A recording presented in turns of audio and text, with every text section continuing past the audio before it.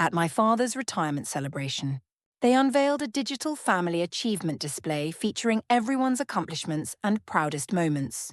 My siblings had orchestrated the entire presentation with months of careful planning and coordination. My parents had given their enthusiastic approval after reviewing multiple drafts and iterations. It showcased 112 family members and their proudest moments, but somehow managed to exclude me entirely despite my significant contributions to the family and society. I said nothing in that moment, just absorbed the deliberate cruelty with the practiced composure I had developed over decades of similar treatment. I simply gathered my thoughts and quietly began planning my response, knowing that silence in this moment would serve me better than any emotional outburst. 3 days later, a video clip from an international medical conference was trending across social media platforms, and my sister Victoria was frantically dialing her attorney, her voice shaking with barely controlled panic as she realized the magnitude of what was unfolding. Here's the devastating truth about being systematically erased from your own family, the people who should love and support you unconditionally. Erasure isn't always a dramatic, explosive moment that leaves everyone gasping and scrambling for explanations or justifications. Sometimes it unfolds so quietly, so smoothly, with such calculated precision that it almost feels like polite social etiquette being carefully observed by well-mannered people. We were all gathered in the spacious dining room of my parents' suburban home, a room that had witnessed countless family celebrations, holiday gatherings, birthday parties, anniversaries and milestone moments over the past 3 decades. The space felt warm and familiar, filled with the comfortable chatter of relatives who had traveled from different states to attend this special celebration of my father's long and successful career. Everyone had been ushered inside with barely contained excitement and anticipation for what they kept calling the big reveal, their voices buzzing with curiosity and genuine enthusiasm for what was about to be unveiled. That's exactly how my brother Marcus described it, his tone suggesting we were about to witness the unveiling of a luxury sports car, or hear some earth-shattering family announcement that would fundamentally change everything we understood about our family history. The centerpiece was an elaborate digital display covering an entire wall, showcasing a comprehensive family achievement gallery that represented weeks of research, design work, and careful curation, funded collectively by the kids, which technically included me financially since I had contributed several $1,000s, though I had been completely shut out of any creative input, planning discussions, content decisions, or any aspect of the decision-making processes. They made it crystal clear from the very beginning that they didn't want my perspective, my professional expertise, my input, or my involvement in any meaningful way whatsoever. "We've got everything under control," my sister Victoria had declared, with that dismissive confidence she'd perfected over years of managing her sustainable fashion empire and dealing with investors, suppliers, and media representatives. Her tone carried that familiar undertone of barely concealed irritation and impatience whenever I tried to participate in family decisions or offer my perspective on important matters. She had looked at me with those cold eyes that seemed to see right through me, as if I were an inconvenient obstacle rather than her older sister. "Just send us your third of the costs, Emma. That's literally all we need from you right now." So I transferred the money like I always did, without question, without complaint, without demanding any details about how it would be used or what my contribution would be funding. I sent the payment within hours of receiving her request, because that's what I had always done, what was expected of me in this family dynamic that I had never fully understood. The moment arrived with theatrical flair as someone ceremoniously pulled away the covering with a dramatic flourish, and the entire room erupted in collective gasps of genuine admiration, surprise, and overwhelming emotional response. My father David burst into delighted laughter, his eyes sparkling with genuine pride and satisfaction as he took in the comprehensive display of our family's accomplishments and achievements over the generations. My mother Linda dabbed at her eyes with a delicate tissue, clearly overwhelmed by the emotional impact of seeing their family legacy presented so beautifully and comprehensively in such a professional, museum-quality format. Victoria practically took a bow, basking in the shower of praise and attention from relatives and family friends, her smile radiant and triumphant as people complimented her vision. creativity, and flawless execution of such an ambitious project. People applauded enthusiastically because that's the expected social response when you're told you're witnessing something deeply meaningful and historically significant for your family's legacy. And I have to admit, despite everything that followed and the devastating discovery I was about to make, the presentation was genuinely impressive in its scope, professional design, and meticulous execution. I couldn't deny the quality of their work or the obvious effort, time and money they had invested in creating something truly spectacular and worthy of our family's achievements. The digital gallery was massive, comprehensive, and clearly expensive, representing what must have been months of research, design work, and professional development. It featured sweeping animated graphics that transitioned smoothly between different sections and family branches, elegant typography that gave each entry a professional, museum-quality appearance, and golden accent details throughout that added an air of prestige, importance, and celebration to every achievement displayed. The color scheme was sophisticated and warm, creating an atmosphere of pride and accomplishment that made everyone feel honored to be included. It contained so many names, faces, achievements, milestone moments, and personal stories that it was almost overwhelming to process all the information being presented in such a visually stunning format. Cousins I hadn't seen in years were featured with their latest accomplishments. Second cousins I barely remembered meeting had their own dedicated sections. In-laws from various marriages were celebrated with photos and achievements. Newborn babies were showcased with their tiny photos and birth announcements. Even distant relatives whose names I had to strain to recall were given prominent placement and recognition. The family dog Biscuit, who had passed away 3 years ago from cancer, had his own dedicated memorial section complete with paw prints, favourite photos from family vacations, and a touching tribute to his loyalty and companionship that brought tears to several people's eyes. I recognised most of the faces being celebrated and honoured, not because we maintained close ongoing relationships or regular contact, but because I possessed the kind of precise, detailed memory that comes from years of careful observation and social analysis born from necessity. It's a survival skill that develops naturally when your entire personality has to be meticulously studied, constantly rehearsed, and endlessly fine-tuned just to achieve basic social tolerance from the people who are supposed to love you unconditionally. I maintained my composed smile and joined in the enthusiastic applause, clapping my hands together while giving absolutely no outward sign of distress, concern, or any negative emotion whatsoever. No warning bells were ringing in my head yet, no sense of impending disaster or exclusion creeping into my consciousness. I felt genuinely happy for my family members and proud of their achievements, excited to see everyone's accomplishments celebrated in such a beautiful way. I moved closer to examine the display more carefully, driven by natural curiosity about the family achievements being celebrated, and genuinely interested in learning about everyone's recent accomplishments and life updates. The technology was impressive, with touchscreen capabilities that allowed viewers to explore different sections in detail and read extended descriptions of various achievements. I located Victoria's section immediately, displayed prominently with bold, eye-catching fonts that commanded attention and drew the viewer's gaze. Her sustainable fashion brand was featured extensively with professional photos of her latest clothing lines, detailed descriptions of her recent industry awards and recognition, glowing testimonials from fashion influencers and environmental advocates, and even quotes from major fashion magazines praising her innovative approach to ethical manufacturing. The presentation made her look like a pioneering force in ethical fashion, a visionary leader changing the entire industry for the better while building a multi-million-dollar business empire. There were photos of her at fashion weeks accepting awards, speaking at conferences, and meeting with environmental activists who praised her commitment to sustainable practices. Marcus's accomplishments were showcased on the opposite side of the display, positioned under an ornate digital banner that proudly proclaimed Top Regional Sales Manager of the Year in elegant script lettering.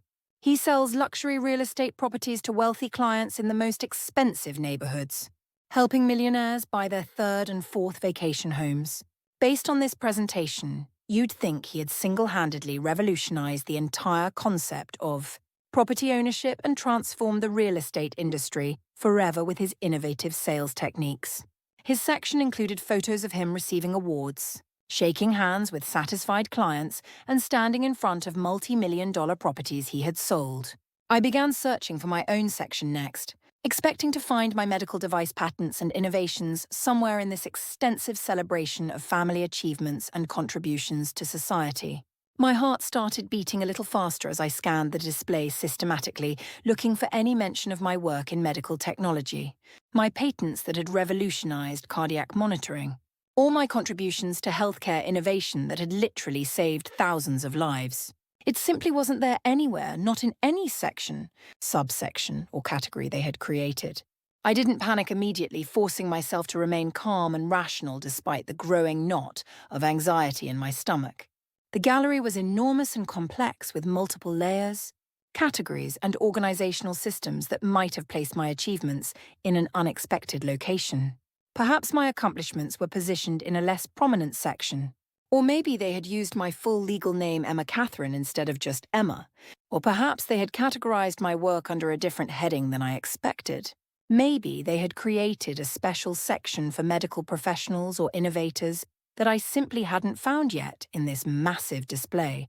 I conducted a more systematic search this time, methodically scanning from left to right, top to bottom, examining every corner, every subsection, every category they had carefully created and organized. I checked the professional accomplishments section twice, scrolling through every entry carefully, then moved to the academic achievements area, then examined the innovation and patents category with growing desperation. I searched through the healthcare professionals section, the technology contributors category, and even the general family achievements area where they might have placed my work. Still absolutely nothing related to my work, my groundbreaking research, my life-saving patents, or my contributions to medical technology that had literally transformed cardiac care for patients around the world. I checked the sections dedicated to family members who had made significant impacts in their professional fields, just to be completely thorough and ensure I hadn't missed anything. Nothing at all, not even a brief mention. A small acknowledgement, or even a single line recognizing my existence or contributions to this family or society. I'm unmarried and don't have children. But so is my cousin Emily, and she received her own prominent display section, complete with beautiful photos of her volunteer work with animal rescue organizations, touching stories about her adopted rescue pets, and detailed descriptions of her community service activities that have helped dozens of animals find loving homes. I examined every single name, achievement, and accomplishment, all 112 detailed profiles that had been carefully curated, researched, and beautifully presented with professional photography and compelling narratives. Every single person who had gathered in that room, every relative who had traveled to attend this celebration, was honored, recognized and celebrated on that wall except for me. Distant cousins I had met only a handful of times had their own sections. In-laws who had married into the family just a few years ago were featured prominently.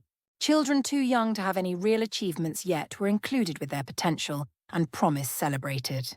Even pets, both living and deceased, had been given recognition and memorial space in this comprehensive family achievement gallery. For a brief disorienting moment, I wondered if I was experiencing some kind of temporary vision problem, or if this was all just an elaborate nightmare from which I would soon wake up in my own bed. I stared at the display with intense concentration, my eyes moving methodically across every section, every name, every face, as if somehow I could force my name and achievements to materialize through sheer willpower and determination. I rubbed my eyes, blinked several times, even looked away and then back again, hoping that somehow I had missed seeing my own section. But there was nothing, absolutely nothing that acknowledged my existence, my contributions to this family, or my groundbreaking work that had literally saved the life of my own father just 2 years earlier. The first emotion that washed over me wasn't explosive rage, or even profound sadness that might have been expected in such a devastating moment of realization. It was deep, burning embarrassment that spread through my chest like wildfire, consuming every rational thought and leaving me feeling exposed and vulnerable. That crawling, uncomfortable sensation under your skin that makes you feel simultaneously completely invisible and painfully exposed. Like you're standing naked in a crowded room while everyone pretends not to notice your vulnerability and shame. It was the same feeling I had experienced countless times throughout my childhood when I would say something that made adults exchange glances, or when I would laugh at the wrong moment, or when I would fail to understand some social cue that seemed obvious to everyone else. I managed not to cry or break down emotionally in front of all these relatives and family friends who were having such a wonderful time celebrating our family's achievements.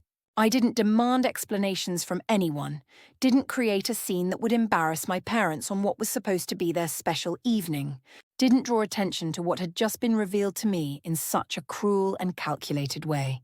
Instead, I walked with deliberate calm and measured steps toward the bathroom, focusing on maintaining my composure and not revealing the emotional devastation that was building inside my chest. I secured the door behind me with trembling hands, my fingers barely able to operate the simple lock mechanism as the reality of what had just happened began to sink in. This wasn't about needing physical privacy or additional space to collect myself and regain my composure. I simply required a few uninterrupted minutes to process and fully accept what had actually transpired in that room, to understand the magnitude of the betrayal I had just discovered.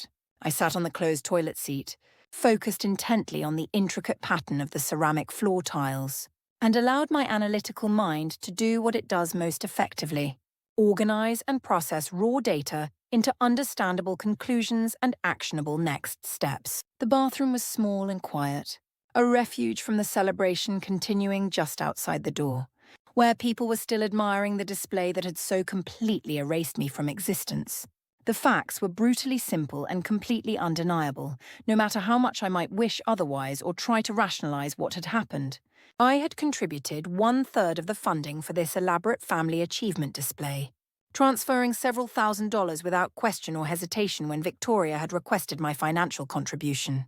A display that celebrated over 100 family members, showcasing their achievements, milestones and contributions to society meticulously planned, and executed by my siblings with full knowledge and explicit approval from my parents. Throughout that entire development process, spanning weeks or possibly months of detailed planning, research, design meetings, content curation, review sessions, approval processes, and final installation, not a single person had thought to include my groundbreaking medical achievements or life-saving contributions to healthcare technology. Not one person in my family had considered that my work developing cardiac monitoring devices, my patents that had revolutionized heart surgery procedures, or my innovations that had literally saved my father's life during his heart attack 2 years ago, might be worthy of inclusion in this family achievement gallery. Or perhaps, and this thought made my stomach clench with nausea, they had considered including me and made a conscious, deliberate decision not to include my accomplishments. That realization was what truly devastated me beyond repair, the unmistakable intentionality behind the exclusion. The calculated cruelty of erasing someone who had literally saved their father's life. This wasn't a simple oversight or accidental omission that could be explained away with apologies and embarrassment. Genuine oversights don't survive multiple planning sessions, design drafts, family meetings, content reviews, approval processes, installation procedures, and final quality checks. This was deliberate, intentional, and designed to send a clear message about my place in this family hierarchy. After what felt like an eternity but was probably closer to 45 minutes, I realized I had been sitting in that small bathroom, staring at those tiles, completely lost in my thoughts while the celebration continued without me. Nobody had knocked on the door to check on my well-being or whereabouts, despite my prolonged absence from the celebration. Nobody had sent a text message asking where I had disappeared to or if I was feeling all right, even though I had been gone long enough for someone to notice. Nobody had even realized that I had vanished from the celebration that was supposed to honor our entire family, or if they had noticed. They simply didn't care enough to investigate. I splashed cool water on my face, letting the coldness shock me back to the present moment and help me regain some semblance of emotional control. I dried my skin carefully with a towel, reapplied my lip balm with hands that were steadier now, and smoothed down my hair until it looked presentable and gave no indication of my emotional turmoil. I stared at my reflection in the mirror, practicing the smile I would need to maintain for the rest of the evening. When I unlocked the door and returned to the dining room, the digital display was still commanding everyone's attention and admiration, drawing crowds of relatives who were discovering new details and achievements they hadn't noticed before. Guests were now taking selfies in front of their featured sections, pointing excitedly at their names and accomplishments, as if they had just won some prestigious international award or received recognition from a major institution. Children were running around excitedly, their parents calling them over to see their own family members celebrated on the wall, creating teachable moments about family pride and achievement. The energy in the room was jubilant, celebratory, warm, and completely oblivious to what I had just discovered about my place in this family structure. People were sharing stories about the achievements displayed, congratulating each other, and basking in the collective glow of family success and recognition. My mother Linda was positioned near the refreshment table, arranging snacks and drinks with her usual meticulous attention to detail and presentation, ensuring that every guest felt welcomed and cared for. She was smiling warmly as she chatted with relatives and family friends, clearly basking in the success of the evening and the overwhelmingly positive response to their family achievement gallery. Her face was glowing with satisfaction and pride as people complimented her on the wonderful celebration and the beautiful way they had honored the family's accomplishments. I approached her with a carefully maintained smile, masking the emotional devastation I was feeling as if nothing unusual or life-altering had occurred in the past hour. "Hey, Mom," I said in what I hoped was a casual, conversational tone that wouldn't reveal the inner turmoil and heartbreak I was experiencing.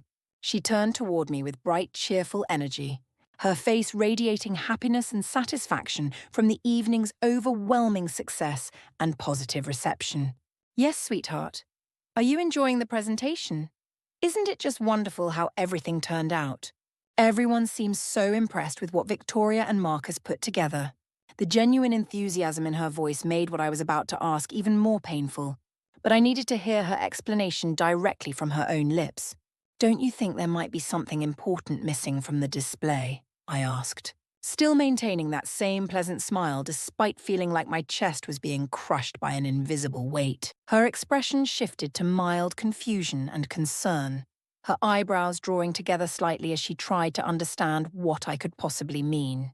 "Missing someone important?" I continued, keeping my voice steady and calm despite feeling like I might collapse from the emotional pain building inside me. "Like who, honey? Everyone's there." We were so careful to include everyone who mattered to this family.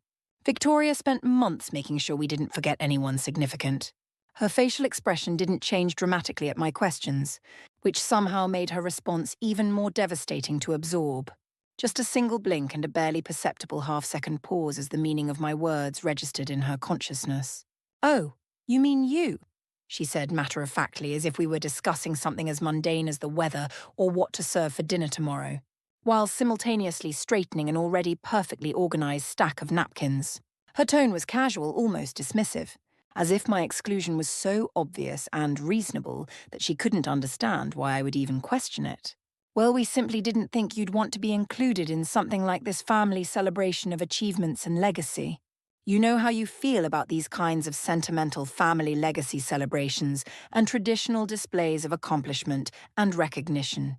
"Family legacy," I repeated back to her, testing the words on my tongue, trying to understand how my life-saving medical innovations didn't qualify as family legacy. "Yes, exactly, you understand what I mean. This kind of thing just isn't really your style or something you'd appreciate." From his position behind her, my father David let out a dismissive snort of laughter, not even bothering to look up from the animated conversation he was having with my uncle about retirement planning and golf. "We figured you'd call the whole thing sentimental nonsense and roll your eyes at us for being so traditional and old-fashioned about celebrating family achievements." The casual cruelty in his voice, the complete lack of consideration for my feelings, was like a physical blow to my already wounded heart. I nodded once, a single acknowledgement that I had heard and understood their explanation, and that brief exchange told me everything I needed to know about where I stood in this family hierarchy and how they truly viewed me. They were fully aware of what they had done to me, completely conscious of their decision to exclude me from this celebration. They had reviewed the final version of the display before installation, seen my complete absence from the family achievement gallery, and felt no concern, guilt, or second thoughts whatsoever. They had given their complete approval and were entirely comfortable with their decision to erase me from the family narrative. More than comfortable, they seemed almost satisfied with it, as if they had solved some kind of problem by leaving me out of their celebration. So I said absolutely nothing else in response to their casual cruelty and devastating dismissal of my worth. I simply turned around, walked directly to the front door with measured steps, and left the celebration without another word to anyone. Nobody attempted to stop me or ask where I was going in such a hurry, even though my departure was abrupt and unexplained. Nobody followed me outside to see if I was upset, hurt, or needed someone to talk to about what had just transpired. I got into my car, started the engine with hands that were now visibly shaking from suppressed emotion, and drove away from their house, possibly for the last time in my life. I didn't drive straight home to my apartment that night. Despite feeling emotionally drained and devastated by what had just occurred, I had important tasks to complete, quiet and carefully planned actions that required my full attention and strategic thinking. And I needed to access a meticulously organized digital folder I hadn't opened in quite some time.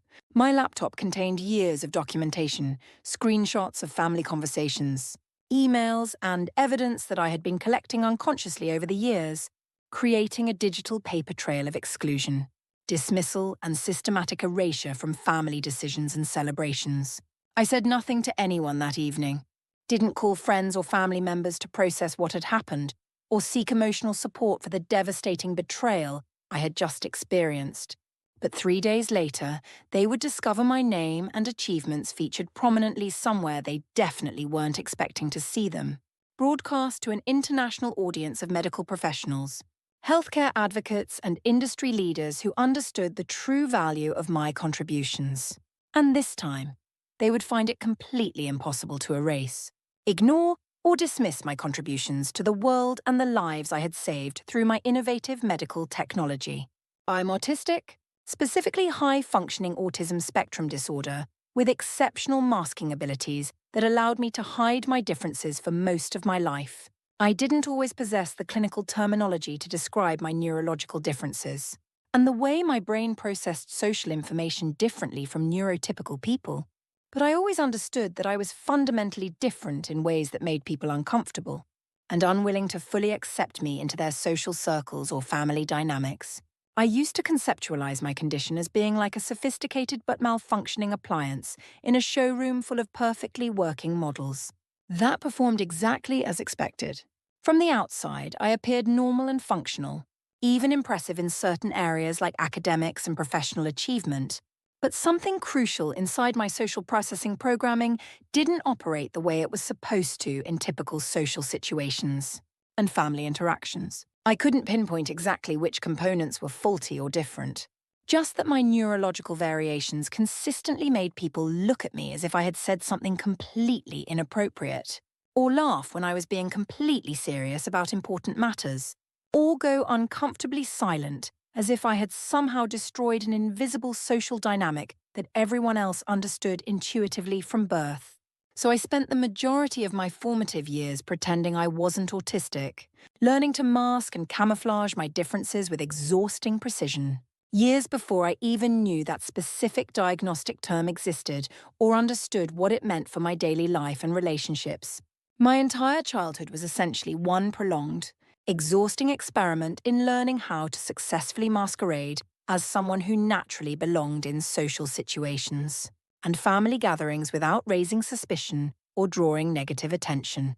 I grew up surrounded by a large extended family full of loud, energetic, performative people who thrived on surprise parties, competitive family games, impromptu karaoke sessions, group discussions, and spontaneous group singing activities that seemed to energize them while completely draining me.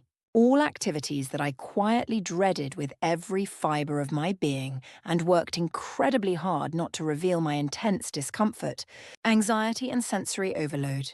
We had cousins scattered across the country and even internationally, like most families collect houseplants or vintage books, each requiring different levels of attention and care. Far too many to keep track of or maintain meaningful relationships with, all with their own unique personalities, quirks, expectations, and social requirements that I struggled to navigate successfully, all of them crowding into shared spaces during family gatherings, their voices overlapping and competing in ways that made my head spin and my chest tighten with anxiety. The noise levels, combined with the unpredictable social dynamics and constant need to monitor my behavior, created a perfect storm of sensory and emotional overload. It should have created a natural sense of belonging and community, the warm embrace of extended family support that so many people described as life-affirming and nurturing. Instead, it felt isolating, overwhelming, and like I was always performing a complex role that I didn't fully understand while everyone else seemed to effortlessly know their parts. From the time I was 5 years old, I knew I was the wrong type of different, and that devastating message was communicated most clearly and consistently from within my own household by the people who should have loved, protected, and accepted me unconditionally.